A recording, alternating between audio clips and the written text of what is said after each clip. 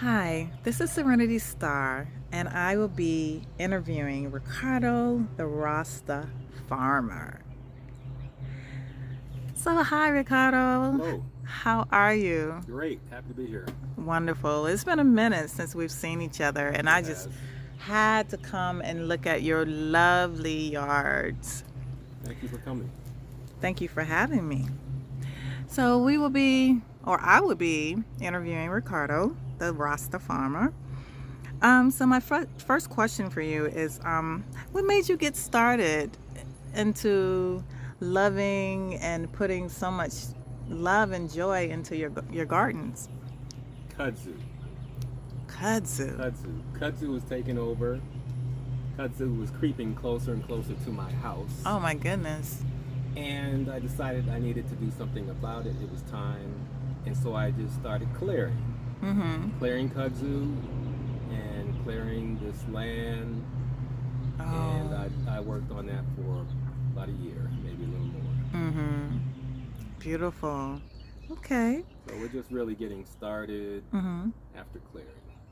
Beautiful. Okay. Now, I've had so much fun today. But I would love to talk about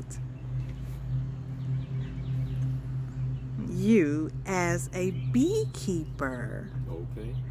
How did you become a beekeeper? Basically, I took a class. Really? That's it. I took a class, went on for about 8 months, 8 months? and then I got bees Oh my goodness. not long after completing the class. I did not know that. 8 months, beekeeping class, Yep. and now you have bees. Beautiful. We had an opportunity to learn about beekeeping as the season progresses, as the seasons progress. Mm-hmm. So, of course, 8 months, you got a chance to see, go into hives and do investigations, see changes over the course of eight months. Beautiful. That's pretty much how I got into it. That is awesome. Now, earlier we went around the gardens and you have so many beautiful plants. Did you want to maybe talk about, tell me some things about your gardens? How did you even get started in having a green thumb? You know, we used the name green thumb. Okay. Like, how did this journey start? That's a great question. It's hard to put a beginning on it, but I would say that my father pretty much passed on a lot of knowledge about growing Mm-hmm. and got me inspired Mm-hmm. to get into it, which led me to a college of agriculture. Hmm. And I spent some time, a couple of years, studying agriculture. Beautiful. That's Okay. pretty much the beginning. Okay. I moved on to other things like psychology, Mm-hmm. and now that I'm retired from psychology, I have an opportunity to get involved with the growing and the wildlife. Okay. Well, speaking of psychology, is there psychology to plants, to growing plants, or how do plants communicate with each other? I know that I love trees, and I know that trees they have like a web, like how would you say? There's a web where how they communicate to each other. If one is ill, the other trees they give the tree that's ill energy Hmm. to survive. So, do since you are in psychology, or since you, hmm, I guess the question is there can you feel, because you're also an energy person as well, you're a Reiki person, do you feel energy, or do you feel like some type of connection when you are out in the gardens and working with the plants? Absolutely. There's a level of consciousness that plants participate in, Mm-hmm. and it's possible, I think, to tap into that just by being receptive to it and open Mm-hmm. to it. and then the plants inform you. I think plants communicate primarily through the roots. That's not the only way, but there's a whole web of life under the soil, and it involves other organisms like mainly the fungi. They hook up the network. That's right. And so there's communication going on beneath the earth, beneath the soil. Beautiful, beautiful. Yeah. I think it's possible for human psychology to connect with plant psychology if you're receptive to it, and then you get informed. Beautiful. Yeah, I think it's about listening. A lot of times we get busy in our lives, and we don't realize that's all we have to do is listen. All we have to do is connect. Just sit down and listen to the birds and the trees, the flowers. It's very magical. The animal kingdom. We get many messages just by watching.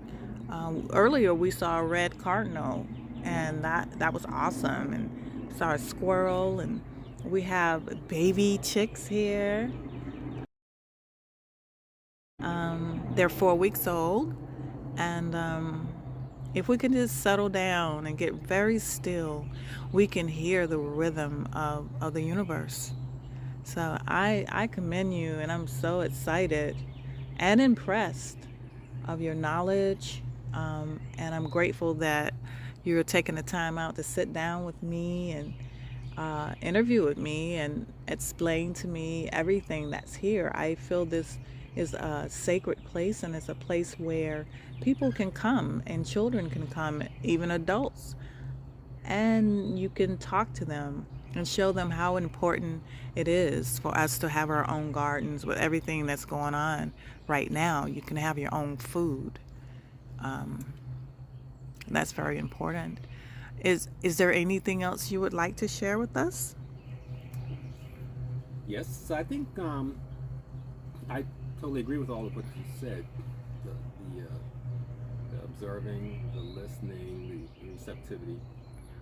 I think it's also important to educate yourself about the science and gain that kind of knowledge, and then you integrate those spheres, your intuitive knowledge with your quote scientific knowledge, in order to be effective at raising the animals and growing the plants. Beautiful. Well, I know I will be out here a lot more often. I want to see your chicks. They are your chicks. Your chicks are 4 weeks. They are absolutely beautiful. There is a chick called Blackbird, and he is an adventurer. We have a cute little story about that. I don't know if Ricardo want to talk about Blackbird, but I think Blackbird, she's going to be the one who gets all the other chicks in trouble. It's just awesome being around nature. I love nature.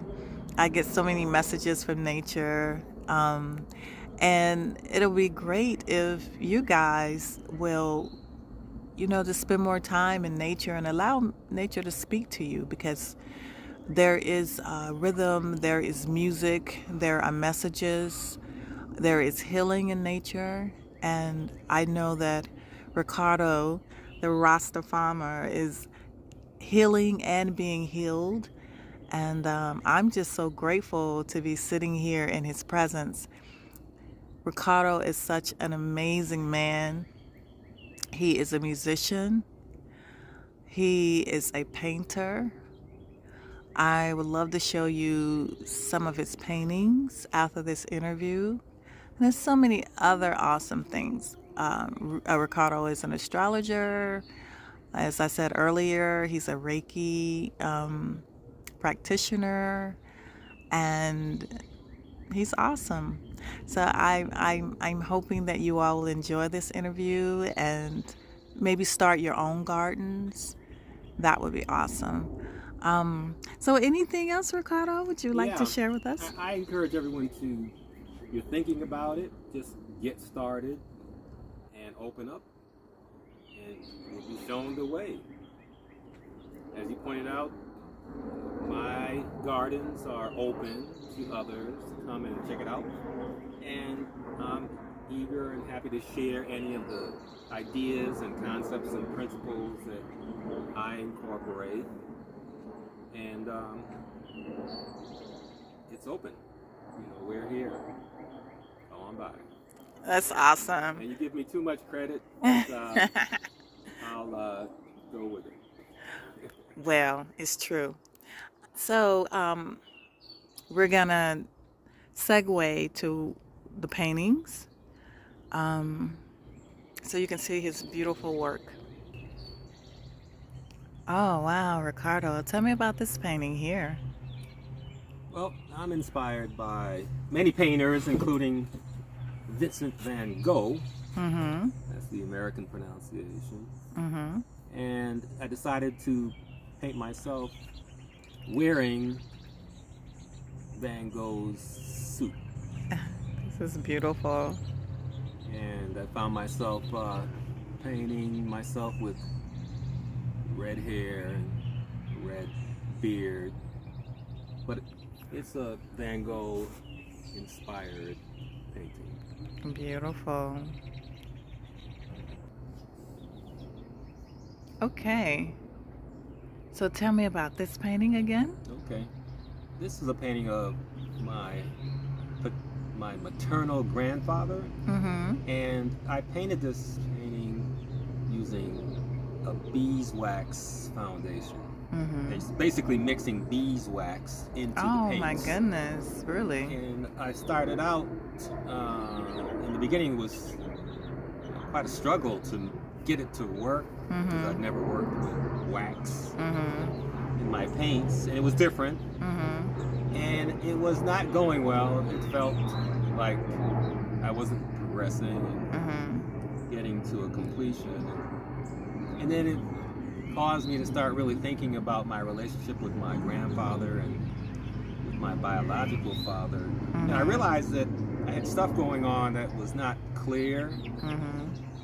And I started to realize that a lot of the conflict that I had with my father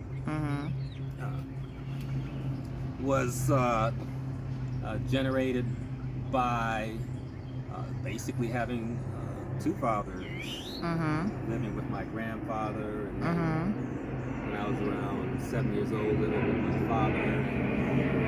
I started to realize that my grandfather was really the person that I identified with as my father. And that was an aha moment for me. And it really opened things up, and then I was able to just complete the painting. And this is it. Beautiful.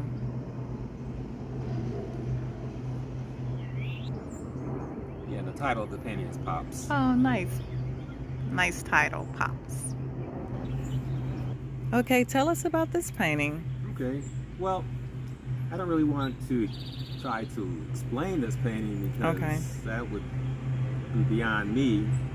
But I can say a little bit about it. I started this painting after I retired from work.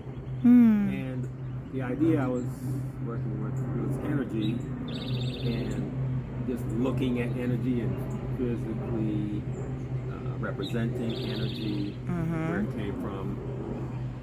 And I have it coming from infinity. And then there's a kind of Kundalini thing going on here with energy that moves up the human spine. And I guess this painting also deals with ancient explorations, going back into pyramidal times and pyramidal structures, and it really has a lot to do with energy in the universe and how that interacts with humans and what comes out of that. That's pretty much what I would say about the painting. I think what I see is one thing, and what others see is just as valid, sometimes more. Beautiful. Thank you. Thank you. Oh, Ricardo, tell me about this painting. Well, I could say a little bit about it. Okay.